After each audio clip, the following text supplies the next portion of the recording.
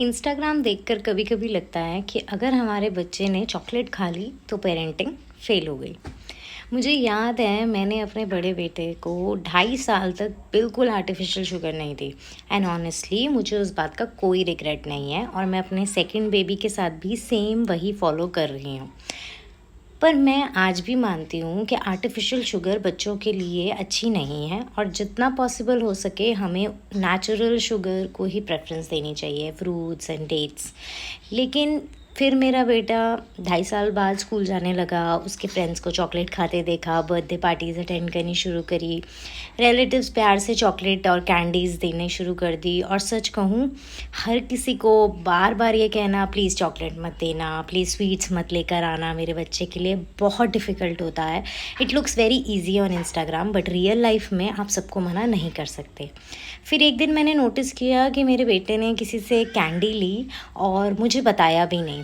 So this was the first time जब उसने कुछ लेकर मुझे नहीं बताया और वो चीज़ खा ली। तो मुझे उसका खाना बुरा नहीं लगा कैंडी को, लेकिन वो मुझसे छुपाना थोड़ा सा मुझे हिट करा। मुझे लगने लगा कि मैंने शुगर को एक अलग ही रिस्ट्रिक्शन बना दिया है, एक विलन बना दिया आई थिंक उसकी लाइफ में। तो उस दिन मैंने डिसाइड किया कि मुझे सिर्फ रिस्ट्रिक्शन नहीं, उसे बैलेंस भी सिखाना है। हमने उसे कुछ फ़न वेज से आर्टिफिशियल शुगर के बारे में बताया, उसके साइड इफ़ेक्ट्स के बारे में बताया। फिर कुछ सिंपल फैमिली रूल्स बनाए, जैसे chocolates only on Sunday, TV only on Saturday. आप अपने घर में अपने हिसाब से अपने रूल्स बना सकते हैं एंड दैट्स कम्प्लीटली ओके। मेरा गोल ये नहीं था कि मेरा बेटा कभी चॉकलेट ना खाए या कभी कुछ मीठा ना खाए। मेरा गोल ये था कि वो समझे कि ये सारे शुगरी फूड्स जो है उसके लिए एवरीडे खाना अच्छा नहीं है। आज मेरा बेटा 5.5 साल का है और वो ये रूल्स बहुत अच्छे से फॉलो करता है।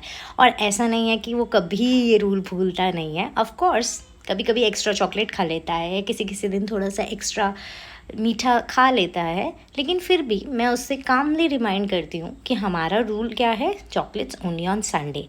And he follow it almost 95% of the time.